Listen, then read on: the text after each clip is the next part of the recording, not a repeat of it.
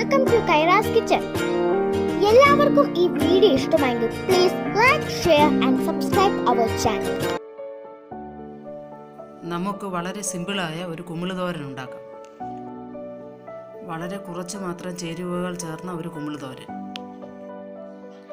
ഞാൻ എടുത്തിരിക്കുന്നത് 1/2 കിലോ കുമിള് കഴുകി വൃത്തിയാക്കിയത്, 2 സവോള, 1 മുറി തേങ്ങ തിരികിയത്, 3 പച്ചമുളക്, 1 തണ്ട് കറിവേപ്പില, ആവശ്യത്തിന് ഉപ്പ്. ഇവയെല്ലാം കൂടി ചെറുതായി അരിഞ്ഞ് കൈകൊണ്ട് തിരുമിയെടുക്കുക. ഒരു പാൻ അടുപ്പിൽ വെച്ച് ചൂടാക്കി അതിലേക്ക് ആവശ്യമായ എണ്ണയൊഴിച്ച് കടുക് ഇട്ട് പൊട്ടിക്കുക.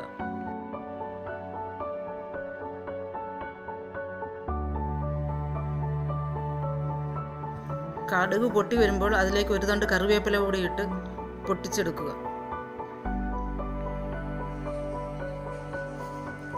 ഇതിലേക്ക് നമ്മൾ തിരികെ വെച്ചിരിക്കുന്ന കുമിൾ ഇട്ട് കൊടുക്കുക.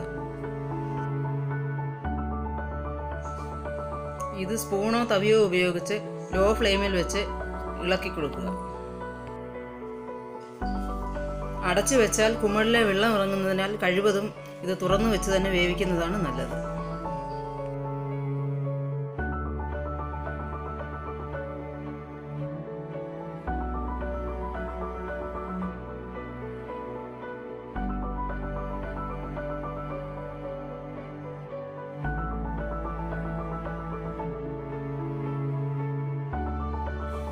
വളരെ ചുരുങ്ങിയ സമയം കൊണ്ട് വളരെ സ്വാദിഷ്ടമായ കുമിള് തോരൻ റെഡിയായി.